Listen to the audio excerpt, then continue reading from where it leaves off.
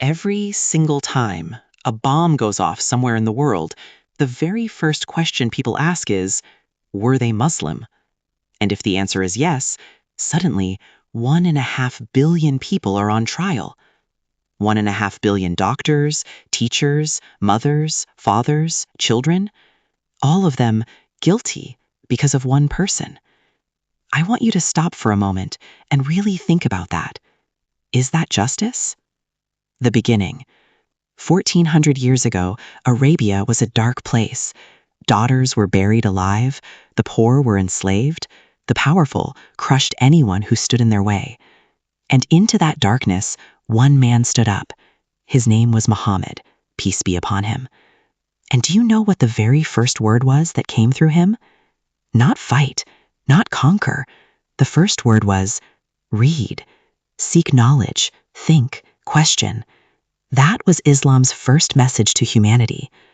And the word Islam itself comes from the Arabic word salam, which means peace. When Muslims greet each other, they say, Assalamu alaikum, peace be upon you. That is how over 1 billion people say hello every single day. 13 years of silence. When the Prophet began sharing his message, the powerful men of Mecca did not like it. They tortured his followers. A man named Bilal was dragged into the desert heat, and heavy rocks were placed on his chest to make him deny his faith. He didn't. He just kept saying, quietly through the pain, God is one. And for 13 years, the Prophet told his followers, be patient, do not retaliate, trust in God. 13 years of patience, of endurance, of refusing to become what their enemies wanted them to be. Does that sound like terrorism to you? The first constitution. When the Muslims finally migrated to Medina, the Prophet did something remarkable. He sat down and wrote a constitution, not just for Muslims, for Jews, for Christians, for every tribe in that city. Equal rights, religious freedom, protection for all. 1400 years ago, when the concept of human rights didn't exist anywhere on earth, Islam built a multi-faith state where everyone belonged. The wars, let's be honest. Yes, there were wars, I won't pretend otherwise. But let's ask the honest question. Who started them? The Battle of Badr, Muslim caravans were being robbed, an attack was being planned. They defended themselves. The Battle of Uhud, Mecca's army marched on Medina. The Muslims defended their homes. The Battle of the Trench, a coalition of armies surrounded Medina. The Muslims dug a trench and waited. And even in those wars, the Prophet gave strict commands. Do not harm women. Do not kill the elderly. Do not touch children. Do not cut down trees. Do not destroy places of worship. These were the rules of war 1400 years ago. I'll leave it to you to decide if modern armies follow those same rules today. The day everything could have changed. The year 630. 10,000 Muslim soldiers marched into Mecca, the city that had exiled them, tortured them, killed their loved ones. The people of Mecca were terrified, and the Prophet stood before them and said, there is no revenge today. Go, you are free. Think about that moment. 10,000 soldiers, total victory, complete power. And he chose forgiveness. How many conquerors in all of human history have done that? The Golden Age. For 500 years, while Europe was living through what historians call the Dark Ages, the Muslim world was on fire with knowledge. A doctor named Ibn Sina wrote medical textbooks that European universities were still teaching 500 years later. A mathematician named Al-Khwarizmi invented algebra, the foundation of every computer algorithm running today.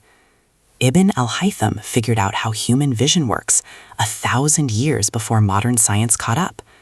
These were Muslims, scholars, scientists, poets, architects, people who lit up the world with knowledge. The Crusades, a history lesson. In the 11th century, Christian armies marched from Europe towards Jerusalem. Along the way, they burned Jewish villages, massacred entire populations. When they entered Jerusalem, historians record that blood ran through the streets. And when Saladin, the Muslim general, recaptured Jerusalem, he let the Christian civilians leave safely. He protected their churches, he protected their lives. European historians themselves wrote that Saladin was more honorable than the armies that had come in the name of Christianity. I'm not saying this to attack Christianity. I'm not. I'm saying it because the truth matters. What colonialism did. In the 1800s, European powers carved up the Muslim world. France killed over 1 million Algerians. Britain pushed hundreds of millions in India into poverty. Palestinians were driven from homes their families had lived in for generations. And when people fought back for their homes, for their children, for their dignity, they were called terrorists. And the people who took everything from them were called civilized. Sit with that for a moment. September 11th. I'm not going to minimize what happened on September 11th, 2001. 3,000 innocent people died. It was a horrific, evil act. And Muslims around the world wept. They condemned it, overwhelmingly. But what came after? 20 years of war in Afghanistan, hundreds of thousands of civilians dead. Iraq invaded on a lie, over 100,000 civilians killed, and no weapons of mass destruction were ever found. Libya, Syria, Yemen, millions of lives destroyed. So I ask you again, honestly, who killed more people? And why does only one side get called the terrorist? The numbers don't lie. In the United States, between 2000 and 2020, the majority of mass shootings were carried out by non-Muslim white men.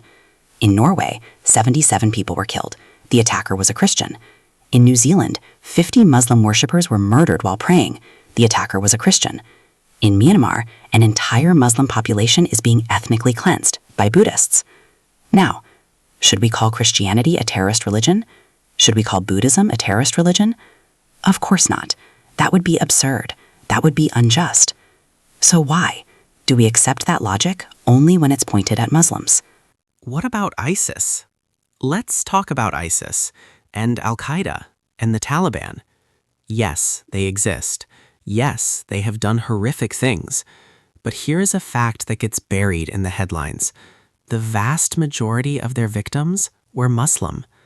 Muslim children in Pakistani schools, Muslim worshippers in Iraqi mosques, Muslim families in Syrian markets, and Islamic scholars around the world issued religious rulings declaring these groups to have left Islam entirely.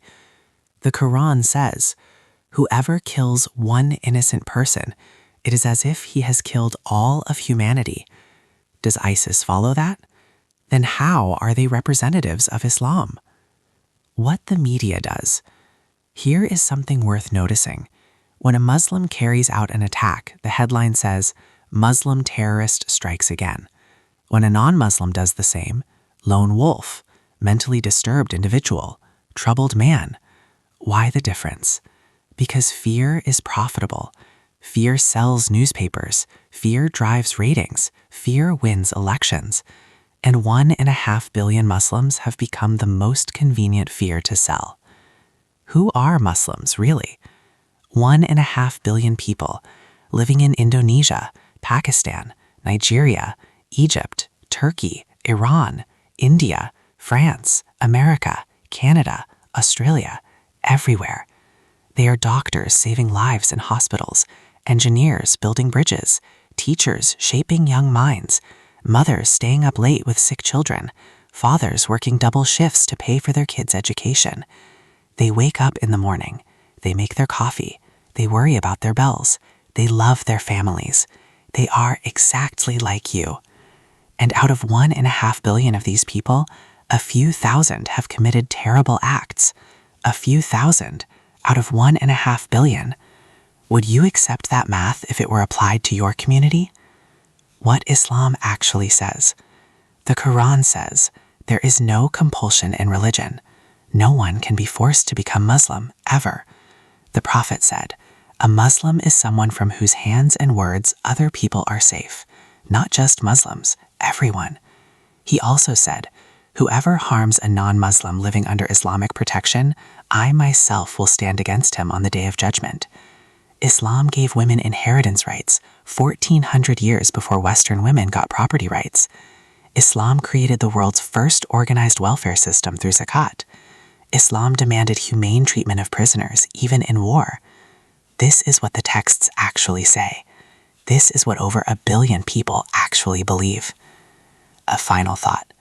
If you ever get the chance to sit with a Muslim, a Pakistani grandmother making tea, a Turkish shopkeeper counting his change, an American Muslim doctor finishing a night shift, an Indonesian student studying for exams, just sit with them, talk to them, and you will find a human being, worried about the same things you worry about, hoping for the same things you hope for, loving the same way you love. Terrorism is a crime, and crimes belong to criminals, not to religions, not to nations, not to 1.5 billion souls who had nothing to do with it. History is a witness, the facts are a witness, and the quiet, ordinary, beautiful lives of over 1 billion Muslims are a witness. Islam is not terrorism. Islam is justice. Islam stands against terror.